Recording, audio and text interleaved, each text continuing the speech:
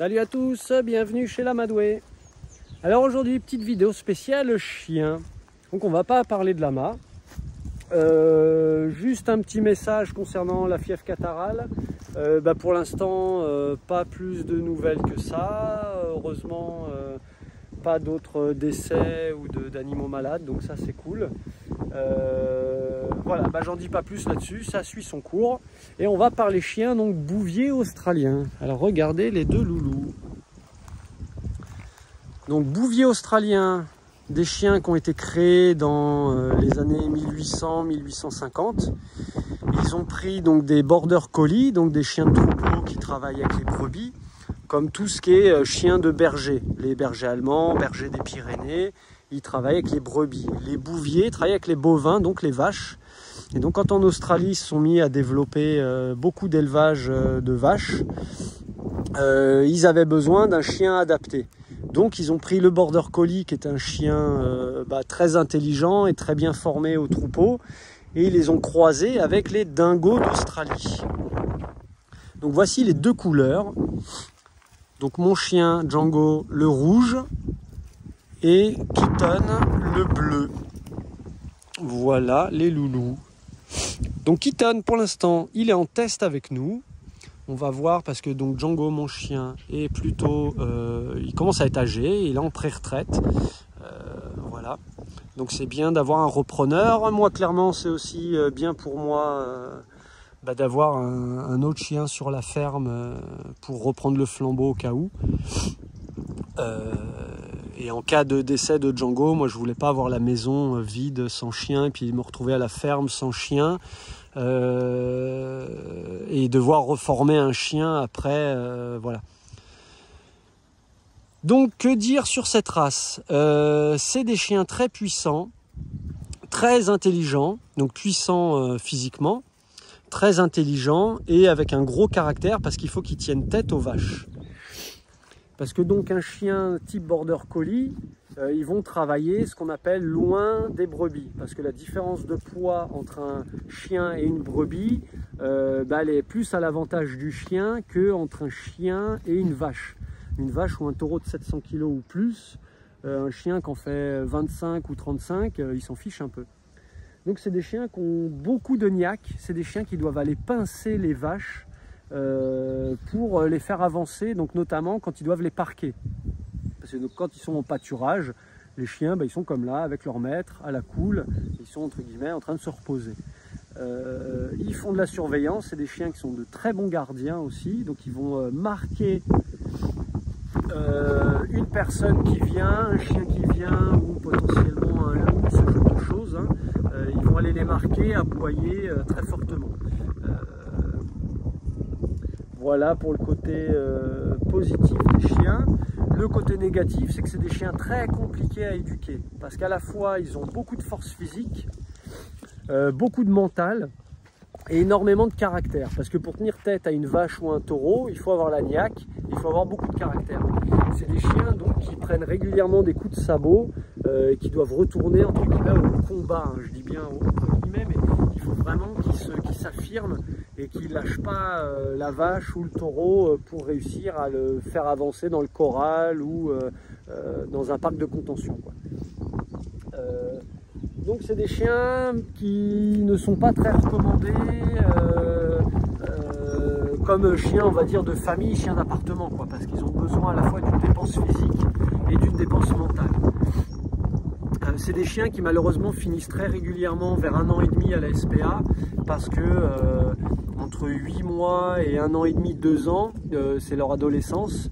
Et là, c'est des chiens qui vous remettent en question énormément et ça peut être très compliqué. Donc moi, ça a été notamment très compliqué, on m'avait prévenu. En fait, j'ai découvert ce chien dans Mad Max 2, le film des années 80, où donc il y avait 7 couleurs de chien.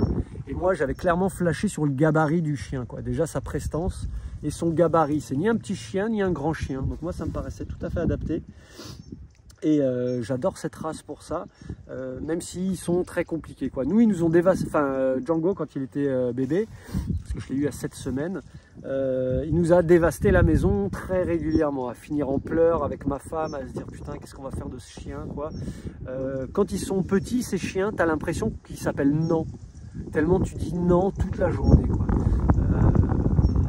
Et malgré le fait que moi je sois plutôt sportif, plutôt quelqu'un d'extérieur, on faisait des milliers de kilomètres par an en garrigue, hein. Je rigole pas quand je dis ça, hein.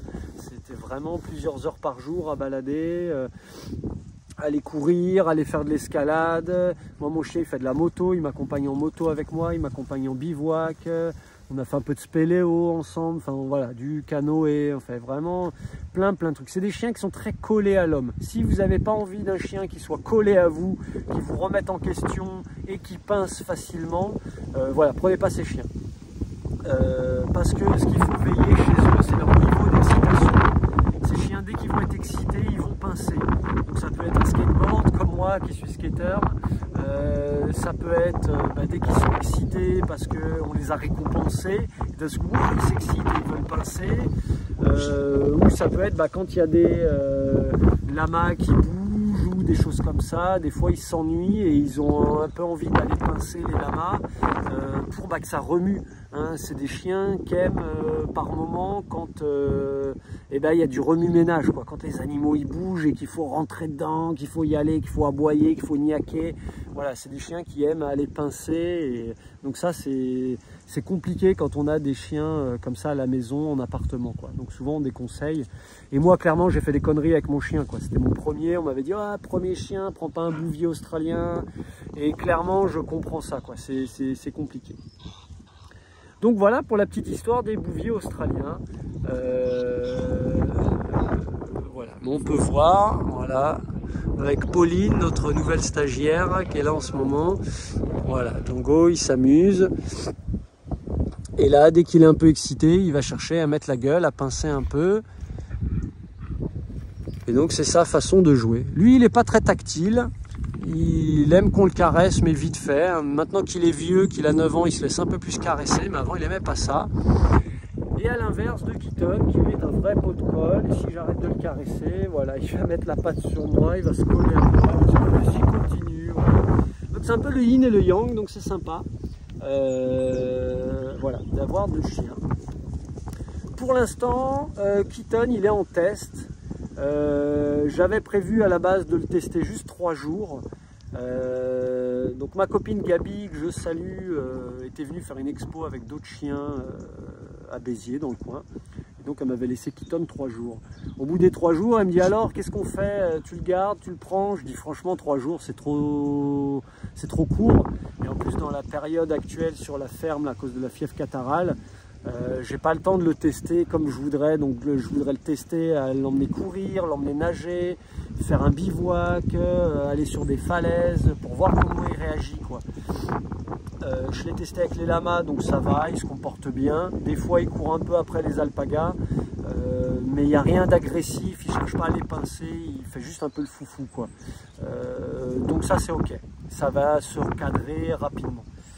Donc là, ça doit faire quoi? 15 jours, 3 semaines qu'il est avec nous à la maison et sur la ferme. Ça se passe plutôt bien.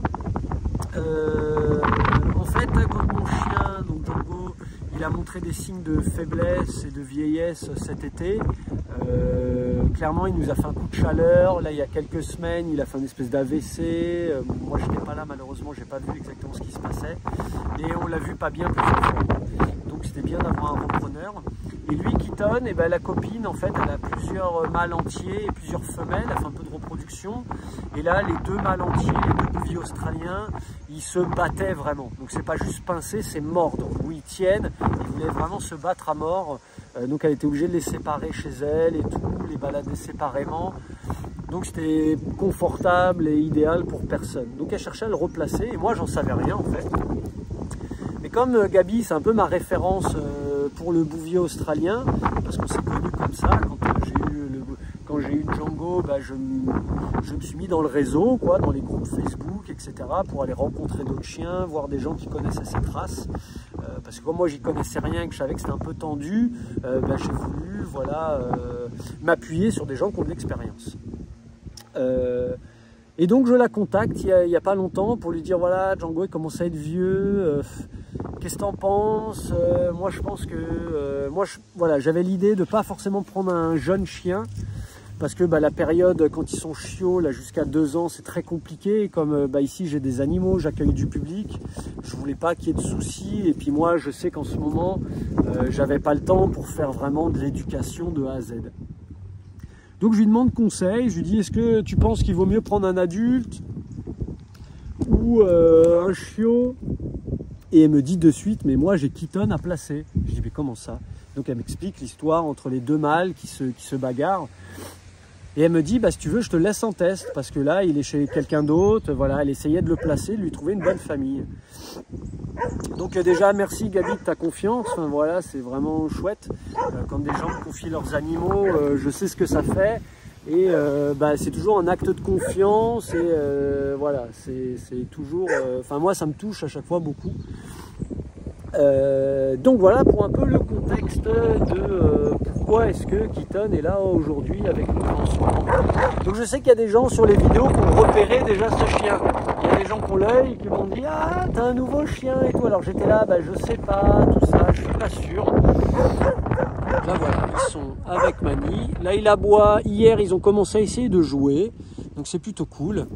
Donc mon chien est castré depuis qu'il est tout bébé. Keaton il est entier. Donc des fois quand il se fight,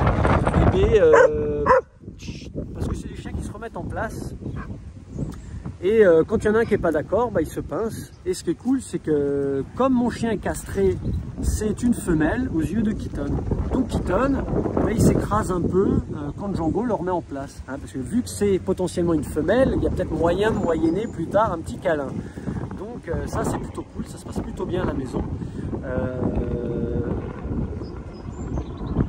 Voilà. Quoi dire de plus sur cette race? Pas grand chose, c'est des chiens très polyvalents. Donc on peut tout à fait avoir chez soi, en famille. Hein. Je dis pas que c'est pas possible. Hein. Je dis que ça demande de leur faire travailler le cerveau, de leur faire travailler le corps, de les éduquer pour leur apprendre le calme. Et il faut réussir nous, humains responsables, à sentir leur niveau d'énergie et d'excitation pour pas qu'ils basculent en surexcitation, un peu comme un gamin qui ferait n'importe quoi, qui ferait le zinzin. Et ils vont faire le zinzin et ils vont pincer. Donc voilà, donc ça, faut veiller à ça.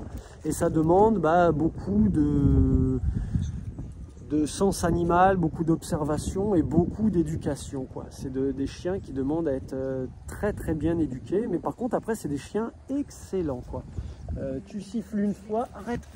Tu siffles une fois, les chiens ils arrivent, même s'il y a de l'excitation. C'est ça qui est intéressant, c'est que comme c'est des chiens qui sont faits pour travailler sous excitation, quand ils sont bien éduqués, même s'ils sont excités, donc suivant leur niveau d'excitation, s'ils sont beaucoup trop excités, ils sont dans leur bulle d'excitation et on a du mal à les décrocher.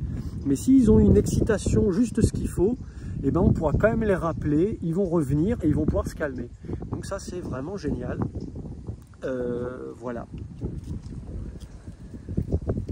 Donc ça fait un moment que je n'avais pas donné de nouvelles à Gabi, donc désolé Gabi, mais bon tu sais que sur la ferme en ce moment c'est difficile, donc j'avais la tête ailleurs, donc j'ai pas pu déjà le tester comme je voulais, j'ai clairement pas pu le récompenser non plus, il faudrait que je vienne avec des petites friandises pour régulièrement le récompenser de ce que je veux, mais la récompense chez les animaux ça marche très bien avec la nourriture, mais il n'y a pas que ça, il n'y a rien que les chiens notamment, ils veulent nous rendre contents et heureux. Donc dès que nous on est content et on leur manifeste vraiment qu'on est content, que ce qu'ils font c'est bien, et ils le sentent. Et ça c'est super pour eux Voilà. Donc Gabi, je te le dis officiellement, je crois que Keaton va faire partie de la famille. J'ai décidé, j'en ai discuté en famille et je peux te le dire voilà officiellement, Keaton, je fais partie de la famille. Voilà. Et visiblement, Keaton il se régale, donc c'est cool, il nous a adoptés aussi, il se comporte bien, il y a des choses à recadrer, mais ça va rouler dans les mois prochains, ça je suis tout à fait confiant. déjà passé par là avec Django, lui ça roule. Donc lui Keaton il a 4 ans, donc c'est vraiment un adulte, voilà, jeune adulte, mais bien adulte, bien dans sa tête. Parce que moi j'avais remarqué avec mon chien en tout cas, que vers 2 ans il y avait eu du mieux, et vers 3 ans il y avait eu encore un cap de passé, où c'était encore mieux, quoi. Donc ça c'est génial. Donc, juste pour info, moi mes potes, ils avaient surnommé Django Djangodzilla, parce qu'il bouffait tout, et régulièrement il mangeait les vêtements des potes. En fait, il intégrait physiquement les copains dans notre groupe de copains en leur mangeant un vêtement. Donc voilà, à tous les collègues qui verront cette vidéo, je suis désolé pour vos vêtements. Voilà. Keaton ne fait pas ça pour l'instant, donc ça c'est cool, hein. Chaque individu est unique et ils ont tous leur façon de faire.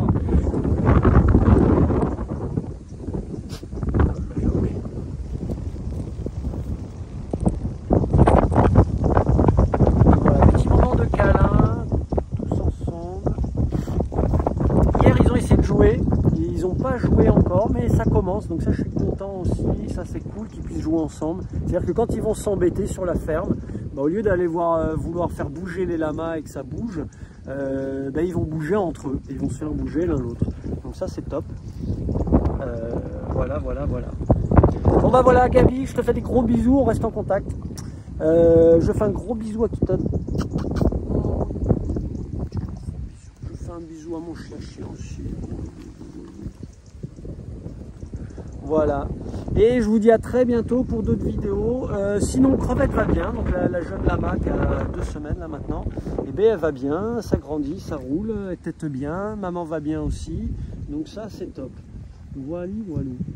Allez, je vous embrasse, je vous fais plein de bisous bien poilus de chien. Et je vous dis à très bientôt pour d'autres vidéos et certainement peut-être d'autres vidéos avec Keaton. Voilà, qui fait partie de la famille. Ah oui, dernière petite connerie, pour ceux qui ont l'info, ce chien a été, Gabi donc l'a travaillé en recherche utilitaire, donc on peut lui donner une odeur et il peut aller chercher quelqu'un. Donc bientôt je pourrais dire comme ça, Kit, viens me chercher. Donc pour ceux qui ont la référence, hein, les années 80, voilà.